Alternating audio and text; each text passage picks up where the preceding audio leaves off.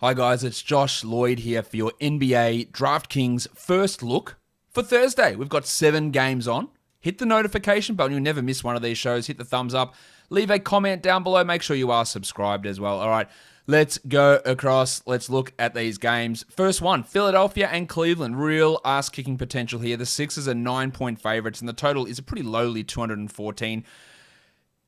Kevin Love is questionable. Does he play? Don't think it really matters. Larry Nance is out. Jared Allen is out. Joel Embiid is out. Real barn burner potential here. But with Allen and Nance out, how about Isaiah Hartenstein, who in his first Cavs start, I thought he looked all right. And he's a guy that has been able to put up numbers in the past. He had 35 DraftKings points in that game. He's at 3,700. Absolutely no reason that he shouldn't be considered in your lineup.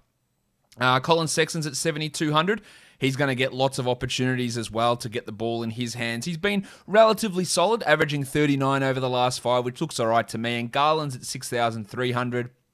He can put up those numbers as well. I prefer Sexton to Garland, but if you have to scale down a bit, no problem. Tobias Harris at 8,700 with no Embiid. His usage has generally been up. Now, last game they were pretty poor against the Nuggets. He only had 26 points in 26 minutes.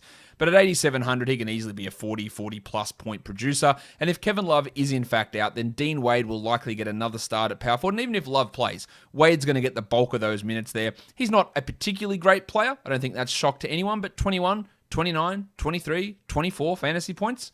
That's not bad if you're just looking for a small, cheap placeholder guy, admittedly, with pretty low upside. Dwight Howard's doing nothing, and at 5,600, you can't afford nothing. And the same goes for Ben Simmons, who's averaging an absolutely putrid 31 DraftKings points over his last 5 games. I reckon we can leave that one all the way alone.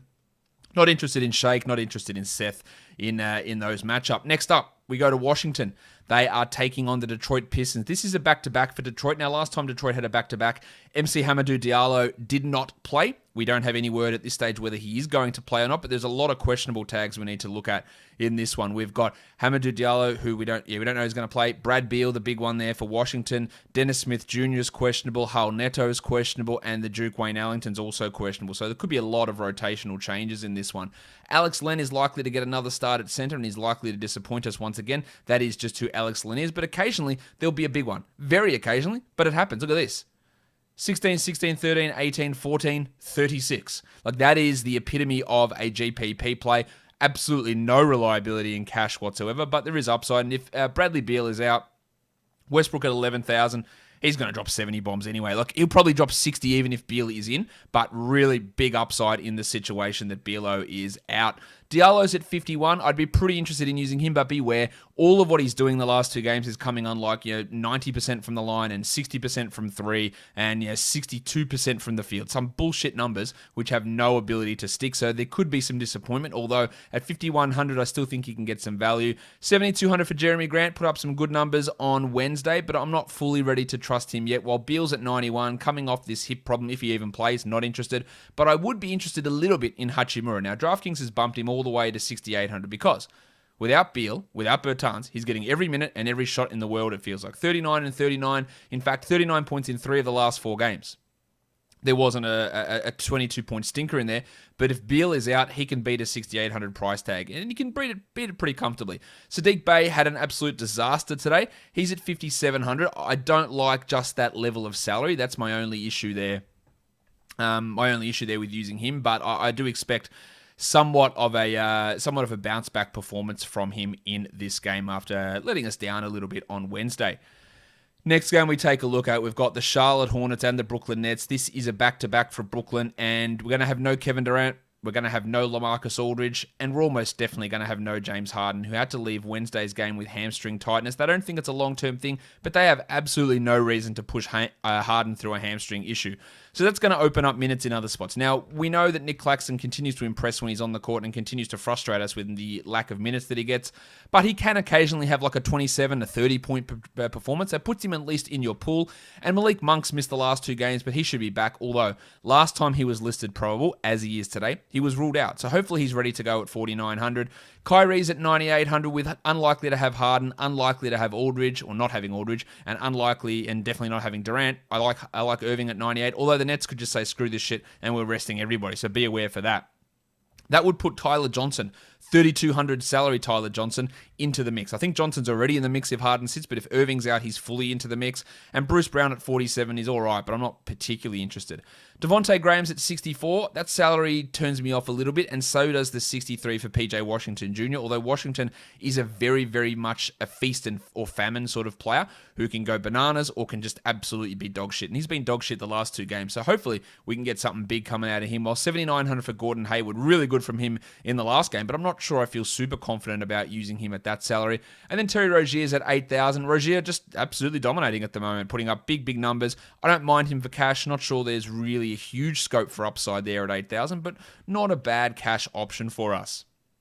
Let's go to the next game. It is the Golden State Warriors and the Miami Heat. The Heat are 2.5-point favorites at home. The total is 220. Victor Oladipo is looking to make his Heat debut here. We don't know about Kendrick Nunn, who's missed the last couple with an ankle injury, while the Warriors should come into this one relatively healthy. Just Eric Pascal won't play. James Wiseman's at 5,200. Still not impressed with him on court, but the fantasy numbers are starting to come around from Wiseman, who played, 28 minutes for 26 points last game. In fact, he's had 26 DraftKings points in each of the last 2 games, and there is still upside for him to be better than that.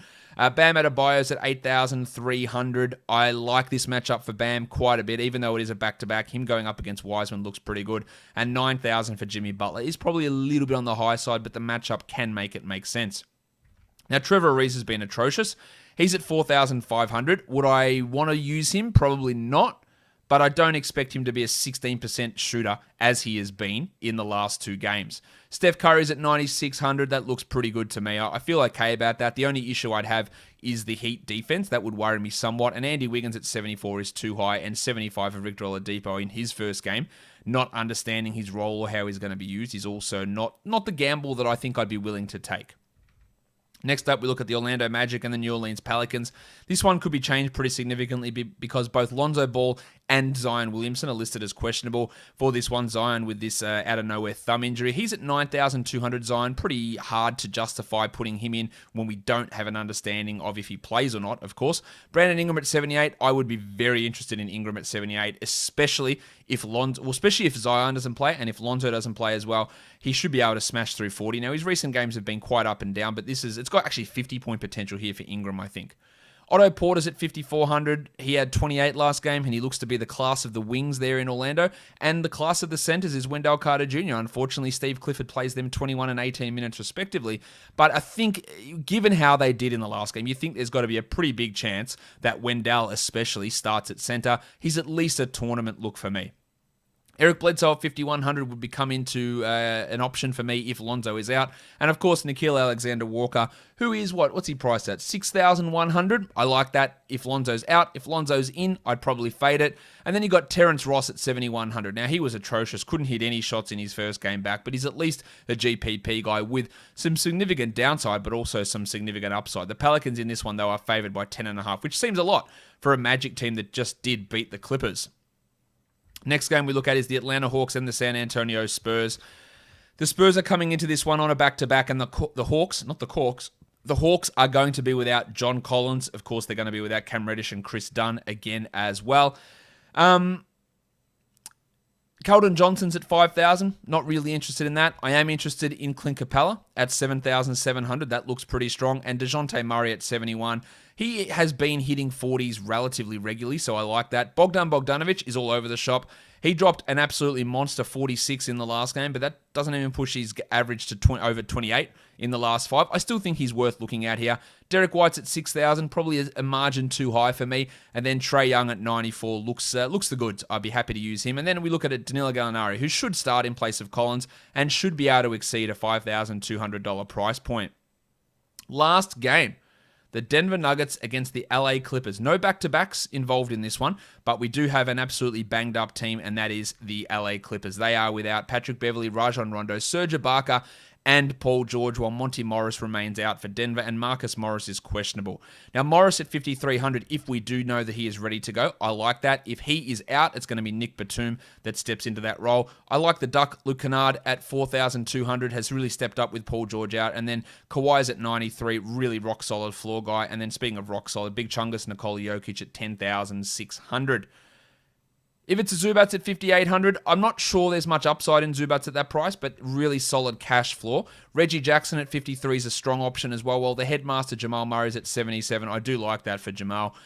Playing at a pretty high level. Maga Porter Jr.'s at 71, also coming in pretty strong in what should be a game that the Nuggets should find themselves winning. Not interested at all in Aaron Gordon at 6,200. I just don't see the role there for him just at this point. If we have a look at values right across the slate, looking at Isaiah Hartenstein, looking at Morris, Wiseman, Kennard, Kawhi, Capella, DeJounte Murray, Colin Sexton, Malik Monk, maybe Joe Harris, Bam Adebayo, DeMar DeRozan, Nikola Jokic, Russ Westbrook, and maybe Bogdan Bogdanovic in there as well. Guys, that'll do it for me today. Don't forget, subscribe, notification bell, thumbs up, comments below, and check my channel out in the title, in the description, at Josh Lloyd Fantasy Basketball. Guys, we are done here. Thank you so much for watching, everyone. See ya.